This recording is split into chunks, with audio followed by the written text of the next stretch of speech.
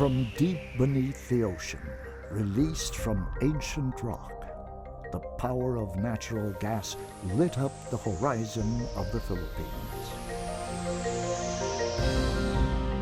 This was 1991, when Shell Philippines Exploration BV discovered the MAlampaya gas field some 80 kilometers off Palawan. This milestone began the journey for Shell and its partners. The task ahead, tapping gas from a reservoir 3 kilometers below the sea, transporting the gas through a 504-kilometer-long pipeline, then processing the gas into clean fuel to power Luzon. The MAlampaya Deep Water Gas to Power project is the largest single industrial investment in the Philippines to date. The cost, $4.5 billion for both upstream and downstream. The technical challenges were many, and 850 meters is very deep water by global standards. And down there it's dark, it's cold. And on the surface, of course, typhoons and high sea conditions can make it very difficult to drill those wells. The second major challenge is laying this long pipeline. Today, this offshore pipeline is one of the deepest and longest in the world. Laying it was a considerable feat of engineering. But the MAlampaya project is more than a technological achievement. It is about social and environmental responsibility.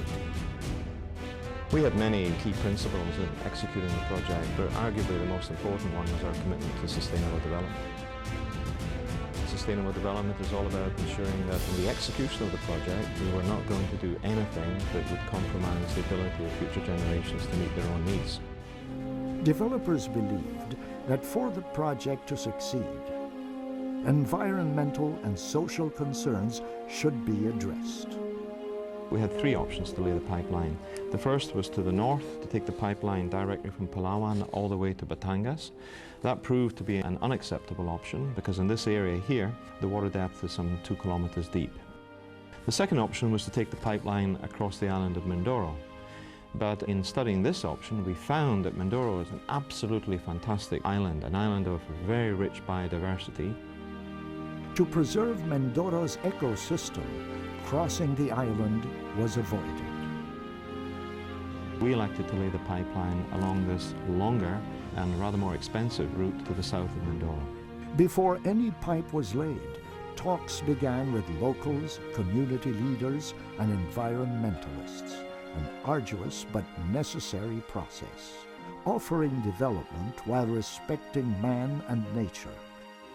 This was the challenge MAlampaya faced, and this was their journey. The MAlampaya team's approach to development can be seen in the way they worked with the people of Palawan. This included the Tagbanwa tribe, whose main livelihood is bird's nest hunting.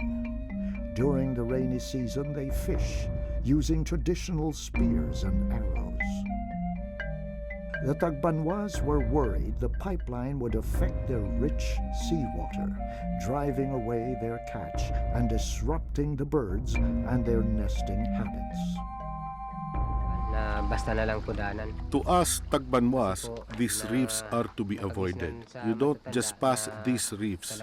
The old ones know how treacherous they are. Anyone who goes there gets sucked in. It's happened so many times before that when someone approaches it, the water seems to thicken. That's why when we sailed close to those reefs as children, we kept very quiet. With the guidance of Dong It and his fellow fishermen, the pipeline was kept far from the sacred Tagbanwa reefs. The journey continued through offshore Mindoro. 95% of our people make a living from fishing. If something goes wrong, we'll be the first ones to suffer. The 11 coastal villages in Nauhan. Again, local people were worried about the pipeline's impact on their livelihood. I can assure you, in designing this pipeline, we've done absolutely everything we possibly can to ensure that the risk of a leak in this pipeline is as low as reasonably practical. The design itself has been validated by external authorities, and we're very comfortable with the design, installation and operation methods and practices we have to ensure that that risk will be kept as low as reasonably practical. The pipeline was laid at a safe distance from their fishing grounds. Fisher folk took assistance from the Mindoro Sustainable Development Program started by Shell and the provincial government. Subic Bay's Sitio Agusuhin was a different part of the journey. Here the concrete gravity structure, the base of the Malampaya platform, was built. Sitio Agusuhin was once a shanty town plagued by malaria and dengue. So community programs for sanitation, health and livelihood were undertaken by the Pilipinas Shell Foundation. A new high school was also built, something the people of Sitio Agusuhin never had. Tuwan-tuwa po ako nung malaman ko na I was overjoyed when I heard that there would be a high school here in Hindi lang po Agusuhin. sa sarili ko. I was happy, Kasi po, not just for natuwa ako myself, kasi mga but for all the mga young kabataan people dito here. para po makapasok sila. With the community programs in place, construction progressed. From the wells in Palawan, the platform and subsea facilities in Singapore, and the concrete gravity structure in Subic. The pipes were carefully laid at a rate of 5 to 7 kilometers a day, using an anchorless vessel without any chains that could touch the seabed and damage marine life. The journey ends at the processing plant in Tabacao, Batangas. Here the team worked with locals for services to meet basic needs like sanitation, potable water, and health centers, needs that had not been adequately met for years. A social development program gave local residents livelihood skills. A job placement program was set up so gas plant workers could find jobs when their building work here was completed. This was part of the commitment that lives and livelihoods would go on even after construction. After more than 3 years, construction was finished. In June 2000, the platform base was towed from Subic Bay and placed on the Palawan seabed. By November of the same year, all pipes had been laid. In March 2001, the subsea facilities were installed and the top section of the production platform was transported by sea from Singapore to Palawan. 2 weeks later, the 11,000-ton topside was installed. By the end of 2001, Malampaya gas finally arrived at its landfall in Batangas. Today, Malampaya gas meets about 40 to 45% of Luzon's energy needs, providing a stable power supply for the Philippines. Oil imports have been cut significantly. In place of expensive oil, clean, low-emission natural gas. Years after the beginning of the Malampaya journey, many other social and environmental programs were implemented, programs that have contributed significantly to the development of people and communities in the areas of health, capacity building, and environmental conservation. In 2006, the Malampaya Foundation was launched, reinforcing the Malampaya partners' commitment to sustainable development. So the journey goes on, as the Malampaya project now provides clean, natural gas for the country. The Philippines is on its way to achieving a new kind of independence.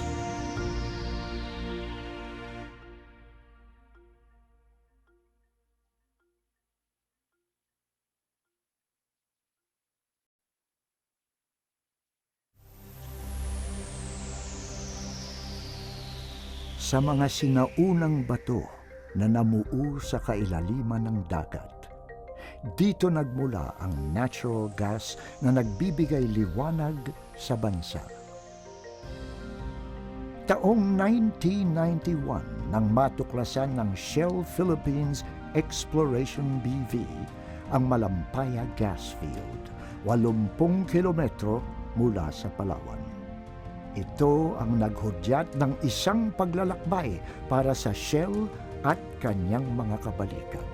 Kinakailangang maabot ang deposito ng gas na may lalim na 3 kilometro mula sa kapatagan ng dagat sa pamamagitan ng 504 na kilometrong tubo kung saan dadaloy ang gas upang ito ay pinuhin at makabigay ng enerhiya sa buong Luzon. Ang proyektong Malampaya Deepwater Gas to Power ay maituturing na pinakamalaking investment ng Pilipinas sa ngayon. Ito ay may kabuuang halaga na 4.5 bilyong dolyar. The technical challenges were many and Sari-sari ang mga hamon. Una, yung paglatag sa mga well sa lapag ng dagat. Mga 850 metro ang lalim. Sobrang lalim yun ayon sa international standards. Madilim at maginaw doon. Sa ibabaw naman, bagyo at matataas na alon ang aming kalaban. Ang pangalawang hamon ay ang paglatag ng pipeline sa kabuuang distansya na tatahakin ito. Sa kasalukuyan, ang mga tubong nakalatag sa karagatan ay itinuturing na isa sa pinakamalalim at pinakamahaba sa buong mundo. Isang tagumpay ng inhenyeriya at teknolohiya. Ngunit higit pa rito ang Malampaya Project. Kaakibat nito ang responsibilidad sa lipunan at sa kapaligiran. we had many key principles. May mga prinsipyo kaming sinunod, pero ang pinakamahalaga ay ang pananagutan namin sa mga darating na henerasyon na di makompromiso ang kanilang kinabukasan at kapaligiran sa pagsasagawa ng proyekto. Ito ang tinatawag na sustainable development. Naniniwala ang mga tao sa likod ng proyekto na ang tagumpay ay nakasalalay rin sa pag-asenso ng mga komunidad na naaapektuhan nito. We had 3 options to lay the pipeline. May 3 kaming rutang pinagpilian. Una, yung Pahilaga, kung saan magmumula ang tubo sa Palawan patungong Batangas. Hindi uubra yun dahil ang lalim ng tubig sa daraanan ay may 2 kilometro. Hindi pa kaya ng kasalukuyang teknolohiya natin ang maglatag ng tubo sa ganung lalim. Pangalawa, ay maaari sanang itawid ang pipeline sa Mindoro. Kaya lang, namangha kami sa kagandahang pangkalikasan ng kapuluang ito. Upang mapanatili ang ecosystem ng Mindoro, iniwasan itong daanan ng tubo. We elected to lay the pipeline Nagkaisa kaming along ilatag this ang tubo longer sa mas mahaba at and mas rather more mahal na ruta expensive route to the sa south of katimugan ng Mindoro. Bago pa man ilatag ang mga tubo, nagkaroon ng pakikipag-usap sa mga lokal na residente, mga namumuno sa komunidad at mga tagapagtanggol ng kapaligiran. Isang mahirap, ngunit kinakailangang proseso. Pag-unlad na nagbibigay galang sa tao at kalikasan. Ang pamamaraan ng pagsulong ng grupong Malampaya ay makikita sa pamamaraan ng kanilang pakikipag-ugnayan sa mga taga-Palawan. Kasama na rito ang tribong Tagbanwa na ang ikinabubuhay ay nagmumula sa pangangalap ng mga pugad ng ibon. Tuwing tag-ulan, sila ay nangingisda sa pamamagitan ng sibat at panag. Nangamba ang mga Tagbanwa na ang mga tubo ay makakaapekto sa mayamang dagat, gayon din sa mga ibon at ang kanilang pinagpupugaran. Nakagisnan sa matatanda na talaga hong yan ay isang malihis na lugar. Kung sino mang dumaan dyan, hinigop. Kasi po hindi lang minsan na mangyari noong panahon na pag tumapat dyan parang yung dagat lumalagkit. Kaya kung kami magdaraan dyan, walang imik-imik. Sa tulong ni Dong It at ng kanyang mga kasamahang mangingisda, ang mga tubo ay inilatag malayo sa mga sagradong bahura. Ang paglalakbay ay nagpatuloy hanggang sa karagatan ng Mindoro. 95% ng aming mamamayan, di yan kumukuha sa produktong isda. Kaya kung yan ay mapipinsala, kami yung unang magsasaper, yung 11 coastal barangay ng bayan ng Nawan. Muli, ang mga taong bayan ay nangamba sa magiging epekto ng pipeline sa kanilang kabuhayan. I can assure you in designing this pipeline, Ginawa namin ang lahat para maiwasan ang posibleng pag-leak ng pipeline. Suportado mismo ng mga otoridad ang disenyong aming ginamit. At mataas ang kumpiyansa namin sa kaligtasan ng disenyo, pagpapatayo at pagpapaandar ng tubo. Ang pipeline ay inilatag sa ligtas na distansya mula sa pangisdaan ng mga taong bayan. Ang mga mangingisda ay binigyang tulong ng Mindoro Sustainable Development Program na itinatag ng Shell at ng mga panlalawigang pamahalaan. Ibang bahagi ng paglalakbay ang sitio Agusuhin ng Subic Bay. Dito itinayo ang konkretong gravity structure na siyang naging pundasyon ng MAlampaya platform. Ang sitio Agusuhin ay isang bayan na dating pinamumugaran ng malaria at dengue. Kaya't nagtatag ang Pilipinas Shell Foundation ng mga programang pangkalinisan, pangkalusugan at pangkabuhayan. Nagtayo rin sila ng isang mataas na paaralan, isang bagay na dating wala sa naturang bayan. Tuwan-tuwa po ako nung malaman ko na magtatayo ng high school building dito sa Agusuhin. Hindi lang po sa sarili ko, kasi po natuwa ako kasi yung mga kabataan dito para po makapasok sila. Matapos ilunsad ang mga programang pangkomunidad, tuloy-tuloy rin ang konstruksyon mula sa balon sa Palawan, sa platform at subsea facility sa Singapore, hanggang sa concrete gravity structure sa Subic. Ang mga tubo ay dahan-dahang inilatag sa bilis na 5 hanggang 7 kilometro bawat araw sa pamamagitan ng mga sasakyang dagat na walang kadena o angkla na maaaring makapinsala sa karagatan. Ang paglalakbay ay nagtapos sa processing plant sa Tabangao, Batangas. Dito, katulong din ang Shell upang matugunan ang pangangailangan ng mga taong bayan tulad ng sanitasyon, malinis na tubig at mga health center, mga pangangailangan na dati di natutugunan. Sa mga programang panlipunan, nabigyan ang mga lokal na residente ng kakayahang pangkabuhayan. Nagtatag din ng job placement program para matulungan ang mga manggagawa ng planta ng gas kapag natapos ang kanilang gawain sa proyekto. Layunin ng Shell na ang pamumuhay at kabuhayan ng mga ito ay magpatuloy kahit tapos na ang konstruksyon. Ang konstruksyon ay natapos sa loob ng mahigit na 3 taon. Noong June 2000, ang platform base ay hinila mula sa Subic Bay at inilapag sa Palawan seabed. Sa Nobyembre ng taong yon, ang lahat ng mga tubo ay nailatag. Noong March 2001, ang subsea facilities ay itinayo at ang itaas na bahagi ng production platform ay inilipat sa pamamagitan ng dagat mula Singapore hanggang Palawan. Makalipas ang 2 linggo, ang 11 toneladang topside ay itinayo. Sa pagtatapos ng 2001, ang MAlampaya gas ay nakarating sa Batangas. Sa kasalukuyan, ang natural gas ang tumutugon sa 40 hanggang 45% ng kinakailangang enerhiya sa Luzon. Sa pagbibigay ng maaasahang power source, ang pangangailangan ng bansa sa mamahaling langis ay napalitan ng malinis at di mausok na natural gas.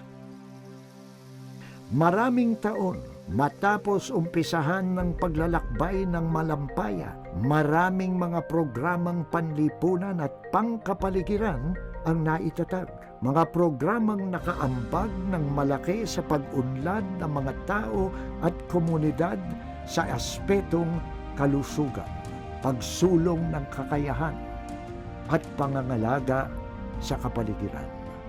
Noong 2006, ang Malampaya Foundation ay itinatag upang paigtingin ang pangako tungo sa sustainable development. At patuloy ang paglalakbay habang ang Malampaya Project ay patuloy sa pagbibigay ng dalisay at malinis na natural gas. Patuloy rin ng Pilipinas sa pagbagtas ng daan tungo sa tunay na kasarinlan.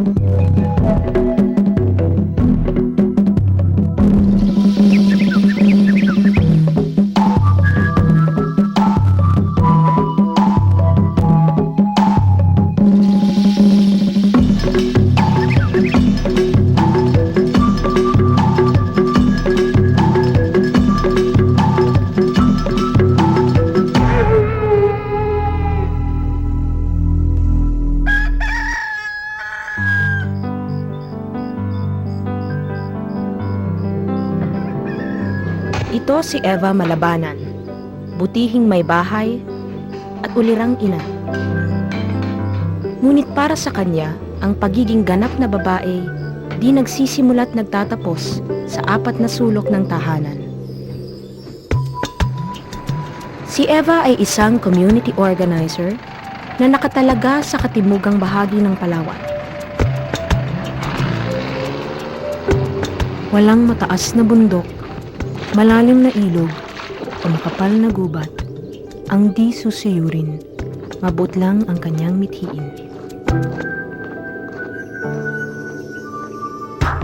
Palawan, isla ng kalikasan. Animoy paraiso sa gitna ng karagatan. Kahit pa sa likod nito'y may nakaambang panganib. Pag sinabing Palawan, kilala yung Palawan sa sakit na malaria eh. Merong mga natatakot na mag-aano kayo doon sa Palawan, baka mamalaryahin kayo doon. Ngunit masahol pa sa epidemyang dulot ng malaria ay ang mga maling paniniwala tungkol dito na patuloy pang pinalalaganap ng kakulangan sa kaalaman. Nakukuha lang sa pag-inom daw ng sabaw ng buko. Tapos yung pag-inom daw ng maruming tubig, pag nakain ka ng pinya na hindi ka pa kumain doon ng kanin, malaryahin ka. Yun ang mga paniwala nila. Pero nung dumating na yung kilusan ligtas malaria, ini-educate namin sila. So, ito po nakikita nyo sa harapan ay isang health data board. Ang kilusang ligtas malaria ay itinaguyod noong 1999 sa pagtutulungan ng lokal na pamahalaan at ng mga Palawenyo kasama ng suporta ng Shell Philippines Exploration. Tuwang-tuwa sila kasi ito talaga yung programang tumutugon sa pangangailangan nila. Kasi ang malaria nga yung top 1 na cause ng morbidity and mortality. Maraming buhay ang nailigtas sa malaria. Isa na rito ang batang si Alden. Akala namin noon yung nilalagnat ay at saka nanginginig. Minsan pasma lang daw. Kaya pala ay yung paulit-ulit na lagnat at saka nagsusuka. Yun pala ay isang kuwan ng malaria. Si Alden po ay ipinasuri dito sa health center last December pa po. Nasuri po ng aming microscopist na falciparum 3 po siya. Binigyan po namin siya ng kumpletong gamot at ngayon po nagpasuri siya ulit para sa follow-up. Dati, dinadala pa sa bayan ang mga slide na may blood smear. Medyo matagal po yung kanyang resulta. Malala na ang pasyente bago namin malalaman yung resulta. Sa pamamagitan ng KLM, binigyan ng microscope ang bawat barangay kung saan si nanay ang napiling residente upang maging microscopist. Pag may slide, binibigyan nila sa akin, sinisilip ko yun. Kahit hintayin nila, minuto lang, nalalaman agad nila. Negative si Alvin. Ay, salamat naman.